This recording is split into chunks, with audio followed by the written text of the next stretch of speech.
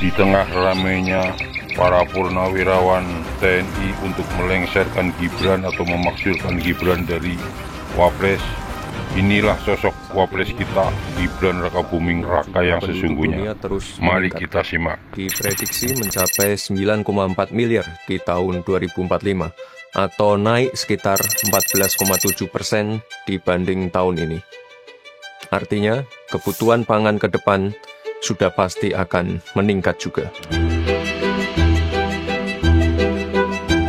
Tapi di sisi lain, kemampuan dunia untuk memproduksi dan mendistribusikan pangan justru semakin melemah. Geopolitik yang memanas, perang yang tidak berkesudahan, serta ketidakpastian kebijakan yang semakin tinggi, pada akhirnya mengacaukan rantai pasok pangan dunia. Ditambah lagi dampak perubahan iklim yang semakin nyata, baik kekeringan ekstrim, banjir, maupun longsor yang merusak lahan-lahan pertanian dan mematikan hewan-hewan ternak. Saat ini sudah ada 11 negara melakukan pembatasan ekspor pangan, dan jika kondisi semakin sulit, tidak menutup kemungkinan akan semakin banyak negara yang melakukan pembatasan ekspor untuk melindungi kepentingannya masing-masing. Sehingga, seperti yang Bapak Presiden Prabowo selalu sampaikan, bahwa kemandirian pangan itu penting. Tidak ada satupun negara yang bisa berdiri tanpa pangan. Tidak ada peradaban yang bisa hidup tanpa pangan. Tidak ada negara bentuk apapun yang bisa berdiri tanpa pangan. Dan masalah pangan adalah masalah kedaulatan kita sebagai bangsa, di mana jika suatu bangsa ingin jadi negara maju, maka sektor pangan harus diperhatikan. Saat ini, Indonesia memiliki 28 juta petani yang bergerak di berbagai sektor. Alam Indonesia juga kaya dan subur. Kita memiliki beragam komoditas unggulan, padi, sawit, kakao, kopi, jagung, tebu, buah-buahan tropis, semua tumbuh subur.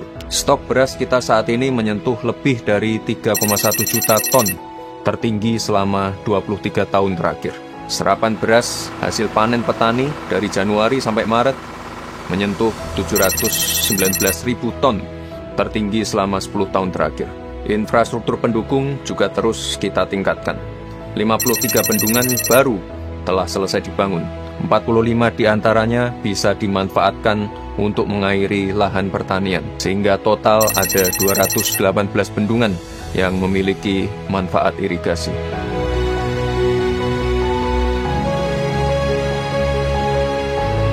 Memang dibutuhkan pembangunan dan perbaikan irigasi, baik primer, sekunder, maupun tersier. Oleh sebab itu, tahun ini telah dialokasikan pembangunan dan perbaikan irigasi untuk mengairi 2 juta hektar lahan pertanian.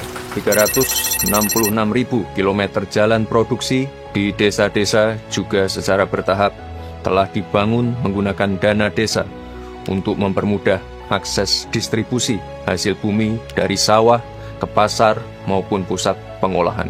Kita punya potensi alamnya, kita punya SDM-nya, akan terus kita upayakan infrastrukturnya. Oleh sebab itu, yang juga perlu kita kembangkan adalah ekosistemnya. Bagaimana teknologi bisa memacu peningkatan produksi dan mengefisienkan rantai distribusi. Bagaimana R&D bisa menghasilkan bibit unggul, tahan hama, berkualitas, dan produktif.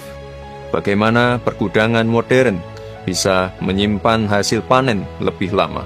Dan tidak kalah pentingnya, bagaimana hasil panen yang ada bisa kita olah, kita tingkatkan nilai tambahnya melalui hilirisasi pertanian. Misalnya pengolahan tebu menjadi bioetanol dan bioaftur. Selain kita bisa mendapat nilai tambah, ini juga penting untuk mendukung ketahanan energi kita, utamanya sebagai alternatif sumber energi bersih. Disinilah peran anak-anak muda, disinilah kontribusi generasi muda yang penuh inovasi, berani membuat terobosan, cepat belajar, dan penuh rasa keingintahuan.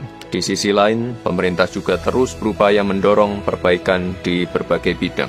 Distribusi pupuk disederhanakan, 145 regulasi dipangkas, agar lebih dari 14,9 juta petani bisa mengakses pupuk bersubsidi dengan lebih mudah. Mafia pangan diberantas, pendampingan petani ditingkatkan. Dan baru-baru ini, Bapak Presiden juga telah meluncurkan Gerakan Indonesia Menanam untuk mendorong ketahanan pangan dengan meningkatkan partisipasi aktif masyarakat menanam tanaman pangan. Karena memang untuk melakukan langkah besar, untuk melakukan gerakan besar, pemerintah tidak akan pernah bisa sendiri. Pemerintah butuh kolaborasi, butuh partisipasi aktif berbagai pihak. Oleh sebab itu, mari bersama bahu-membahu mewujudkan kemandirian dan ketahanan pangan, menciptakan masa depan pangan yang lebih baik dan kuat untuk Indonesia. Dari kita, oleh kita, untuk kita semua sebagai bangsa yang berdaulat.